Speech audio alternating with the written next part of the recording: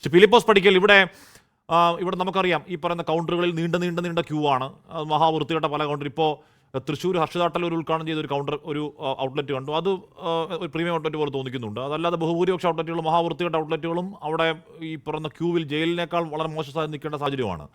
ആ സാഹചര്യം ഒരുപക്ഷെ ഓൺലൈൻ അല്ലെങ്കിൽ ഹോം ഡെലിവറി വന്നാൽ ഒരു മാറ്റം ഉണ്ടായേക്കാം എന്ന് മദ്യപന്മാർക്ക് ആശ്വസിക്കാമെങ്കിലും വീട്ടകങ്ങളിലെ മദ്യ കുടി കൂടും. ശ്രീ ഫിലിപ്പോസ് പടിക്കൽ, ഞങ്ങളുടെ സംഘടന, അതായത് ഞങ്ങളെ ഈ ഫോറം ഫോർ ബെറ്റർ സ്പിരിറ്റ് എന്ന് പറയുന്ന സംഘടന മദ്യപാനികളുടെ സംഘടനയെന്നല്ല പറയേണ്ടത്, റെസ്പോൺസിബിൾ ഡ്രിങ്കേഴ്സാണ്. മാന്യമായിട്ട് മര്യാദയ്ക്ക് കുടിക്കുന്നവരുടെ ഒരു സംഘടനയാണ് റെസ്പോൺസിബിൾ ഡ്രിങ്കർ. ഇപ്പോൾ പ്രസാദ് ഗുരുവിൾ പറഞ്ഞതുപോലെയൊന്നുമല്ല കാര്യങ്ങളെ. ഞാൻ ആദ്യമായിട്ട് ഈ തീരുമാനം നടപ്പിലാകുകയാണെങ്കിൽ അതിനെ സ്വാഗതം ചെയ്യും. കാരണം ഇപ്പോൾ ഇതുപോലെ ധൈര്യമുള്ള ഒരു MD, അതൊരു വനിതയായിട്ട് പോലും അവരെ നടത്തുന്ന ആ ഒരു പ്രയത്നം അത് സക്സസ് ആകുകയാണെങ്കിൽ, കാരണം സർക്കാർ അതിനെ അനുവദിക്കുമെന്ന് തോന്നുന്നില്ല, അത് മറ്റൊരു കാര്യം, അത് പുറകെ പറയാം.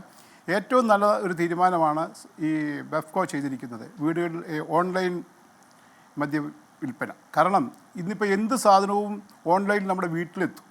അതിപ്പം മദ്യമല്ല, ഏത് സാധനവും. ഇപ്പോൾ ഏറ്റവും കൂടുതൽ പിള്ളേർ ഉപയോഗിക്കുന്നത് ഈ സിന്തറ്റിക് ഡ്രഗ്സാണ്. അതുവരെ ഓൺലൈനായിട്ട് കിട്ടുന്നുണ്ട്. പിന്നെ എന്തുകൊണ്ട് ഈ നല്ല മദ്യം നമുക്ക് കൊടുത്തുകൂടാ എന്നുള്ളതാണ് ആദ്യത്തെ ചോദ്യം.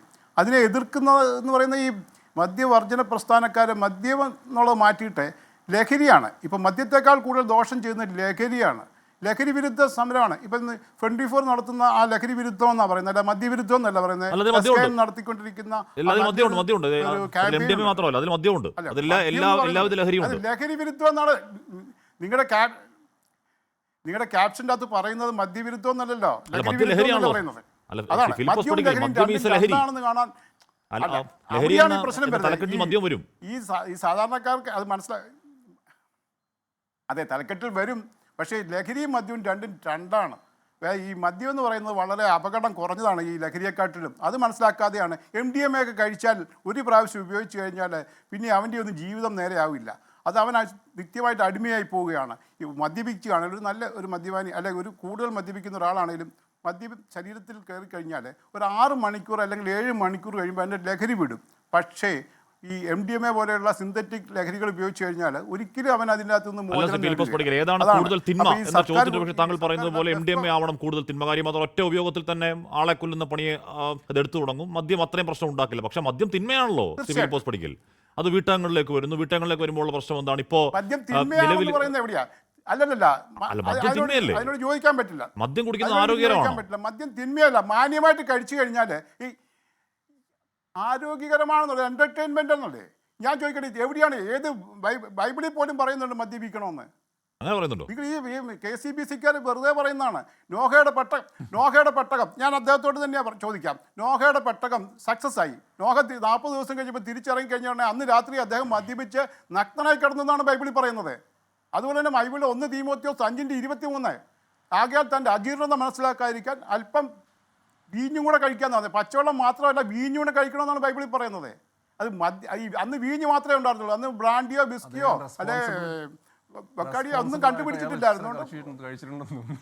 അതെ, പ്രസാദ് ഗുരുൾ അങ്ങനെ ഉണ്ടോ എന്ന് പറഞ്ഞാൽ അങ്ങനെയല്ല. അതിൻ്റെ അകത്തെ കാര്യങ്ങളുണ്ട്. ചുമ്മാതെ എന്ത് പ്രസാദ് പറഞ്ഞത് ഇതാണ് കാണാൻ പറ്റുമെന്ന് കേട്ടോ.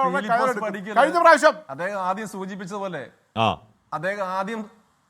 സൂചിപ്പിച്ചതുപോലെ ഫിലിപ്പോസ് പടിക്കൽ ആദ്യം സൂചിപ്പിച്ചതുപോലെ ഈ റെസ്പോൺസിബിൾ ഡ്രിങ്ക് ഉണ്ടോ എന്ന് എനിക്കൊരു സംശയമുണ്ട് ഇപ്പോഴത്തെ പറച്ചിൽ കേൾക്കുമ്പോഴേ.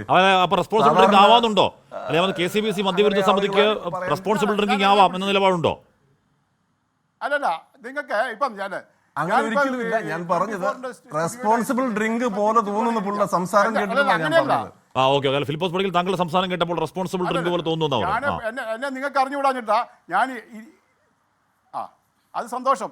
ഞാൻ കുടിച്ചിട്ടില്ല. ഞാൻ അങ്ങനെ കുടിക്കുന്ന എല്ലാ ദിവസവും മദ്യപിക്കുന്ന ആളല്ല.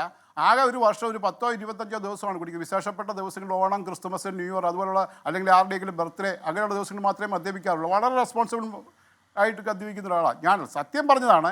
ഈ കാള പറ്റൂ എന്ന് കേട്ടുകാരനെ കയറെടുക്കുന്ന പാർട്ടികളാണ് KCBC. കഴിഞ്ഞ പ്രാവശ്യം ട്രൈ ഡേ നിരോധിച്ചു. എന്തായിരുന്നു ട്രൈ ഡേ നിരോധനം എന്ന് പറഞ്ഞ് ഇവർ കിടന്ന് ബഹളം വെച്ചത്? ആകെ സ്പെഷ്യൽ ലൈസൻസ് എടുത്തിട്ട് സ്പെഷ്യൽ ലൈസൻസ് എടുത്തിട്ട് മദ്യപിക്കുന്നതിനോ അല്ലെങ്കിൽ അവരുടെ ഒരു പാർട്ടി നടത്തുന്നതിനോ ഉള്ളതുള്ളൂ. അല്ലാതെ ട്രൈഡേയിൽ ഒരു സാധാരണക്കാരൻ ഒരു ഔട്ട്ലെറ്റിൽ പോയി മദ്യം വാങ്ങാൻ പോലും പറ്റത്തില്ലായിരുന്നു. അതിനാണ് ഇവിടെ കിടന്ന് ബഹളം വെച്ച്. പിന്നെ എന്തെല്ലാം കാര്യങ്ങൾ എന്തെങ്കിലും ഈ ബെഫ്കോകൾ കൊണ്ടുവന്നു കഴിഞ്ഞാൽ ഇവർക്ക് എതിർക്കുക എന്നുള്ളത് മാത്രമേ ഉള്ളൂ. പണ്ട് മുതലേ ഉള്ള മദ്യവർജന പ്രസ്ഥാനം, മദ്യം മാറ്റി, അന്ന് വർഷങ്ങൾക്ക് മുമ്പേ ഞാനിത് പറഞ്ഞതാണ്, മദ്യത്തെക്കുറിച്ചല്ല പ്രശ്നം ഉണ്ടാക്കേണ്ടത്, ലഹരിയെക്കുറിച്ചാണ്. ഇപ്പം MDMA പോലെയുള്ള ലഹരികൾ പിള്ളേരുടെ കയ്യിൽ, ഇപ്പം പിള്ളേർ മദ്യപിക്കുന്നില്ല, അതാണ് ഏറ്റവും വലിയ പ്രശ്നം. ഒരു 23 വയസ്സ് കഴിഞ്ഞാൽ മദ്യപിക്കാമല്ലോ, അതുപോലെ ഇല്ല, അവർക്കാർക്കും താല്പര്യമില്ല. ഇപ്പം ബാറുകളിലൊക്കെ ചെന്നാൽ വയസ്സന്മാരെ മാത്രമേ കാണത്തുള്ളൂ, അതാണ് അതിൻ്റെ പ്രശ്നം.